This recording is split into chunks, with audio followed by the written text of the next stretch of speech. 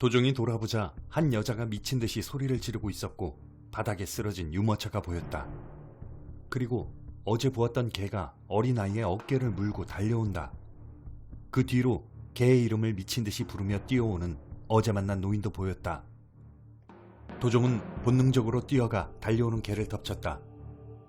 아기의 어깨에선 피가 흘렀고 물린 고통으로 인해 울고 있었다. 도종이 개의 입을 벌리려고 했지만 쉽지 않았다. 장사꾼들이 달려와 몽둥이로 개의 몸을 내리쳤지만 녀석은 뭔가에 홀린 듯 아기를 문 입을 열 줄 몰랐다. 도종은 개의 목을 조르기 시작했다. 그러자 녀석이 컥 소리를 내며 입을 벌렸다. 옆에 선 어른들이 급히 아기를 들어 올렸다. 도종은 녀석의 목에 자신의 두 팔을 둘렀고 더욱 힘을 줬다. 바닥에 누워 사투를 벌이고 있는 도종의 두 눈에 놀라 바라보는 개 주인의 모습이 보였다. 도종은 뭔가에 홀린 듯 녀석의 목을 끝까지 졸랐고 잠시 후 녀석의 몸은 축 처져 버렸다. 사람들이 말리고 나서야 도종은 녀석의 목을 놓아줬다.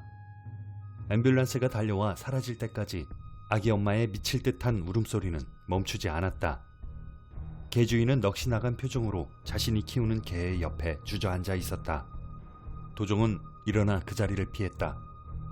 놈이 개를 죽이라는 이유를 그제야 깨달았다. 아기를 문 개를 보았을 때 그의 명령을 어긴 것을 후회하고 또 후회했다. 그것은 미영이의 메시지를 무시했던 상황과 유사했다. 비틀대며 한참을 걸어갈 즈음 문자가 도착했다. 멍청한 놈. 말을 들었다면 아이가 물릴 일은 없었을 거야. 잘못했습니다. 용서해 주세요. 도종은 갑자기 놈이 절대자처럼 보였다. 도대체 상대는 누구일까? 그리고 그는 어떻게 개가 아기를 공격할 것을 알았을까? 갑자기 온몸에 소름이 돋았다. 놈은 초자연적인 힘을 지니고 있는 것이 분명해 보였다. 놈이 천사일지 아니면 악마일지는 모르지만 도종은 다시 한번 사과의 문자를 보냈지만 그는 답이 없었다. 초조하게 며칠의 시간이 흘러갔다. 그러나 다행히 그는 다시 문자를 보내왔다. 정해진 시간과 정해진 장소. 이번에는 도종의 집에서 그리 멀지 않은 곳이었다. 유흥가의 한복판에 있는 한 커피숍에 다다랐을 때 다시 문자가 왔다. 1층에 있는 사람들을 모두 내보내. 또다시 당황스러웠다. 꽤나 유명한 브랜드의 커피숍. 넓은 매장 안에는 사람들이 가득했다. 갑자기 저 많은 사람들을 어떻게 밖으로 내보낸단 말인가? 도종이 어찌해야 할지 몰라 망설이고 있을 때 다시 한번 문자가 도착했다. 시간이 없어. 도종은 무슨 일이 벌어질지 알 수 없지만 마음이 급해졌다. 뭔가 일이 벌어지고 있는 것이 분명했다. 이미 그는 놈의 능력을 보지 않았던가. 경찰입니다. 도종이 커피숍 안으로 뛰어들며 소리를 질렀다.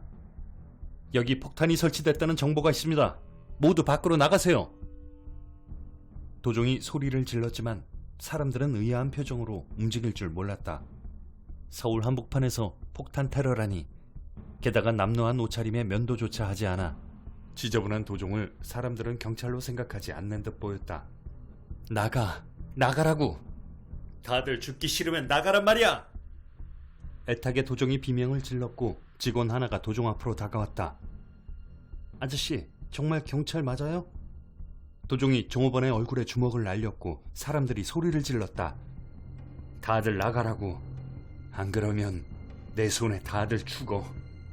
쓰러진 종업원을 뒤로 한 채 도종이 의자를 집어 사람들 사이로 집어던졌다.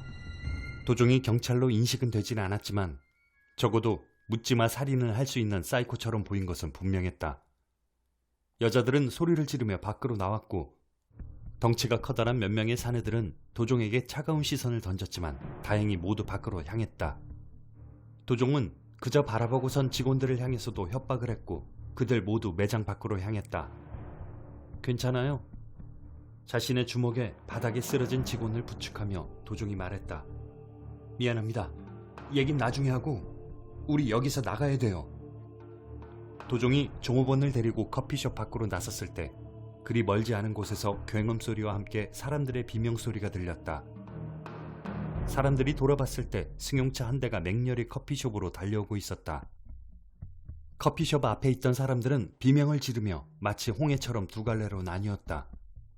도종은 종업원과 함께 옆으로 몸을 굴렸고 차는 커피숍의 외부 창을 박살내며 안으로 들어섰다. 차는 벽을 들이받고 멈춘 상태에서도 계속해서 바퀴가 돌아갔고 겁에 질린 운전자가 비틀대며 내리는 모습이 보였다. 자리를 피해. 놀란 눈으로 그 모습을 바라보는 도종에게 문자 메시지가 도착했다. 모두 놀라 현장을 바라보고 있었고 도종은 누구의 눈에 띄지 않은 채 그 자리를 피할 수 있었다. 대한민국은 다수의 사상자를 낼 뻔한 이 사건으로 발칵 뒤집혔다.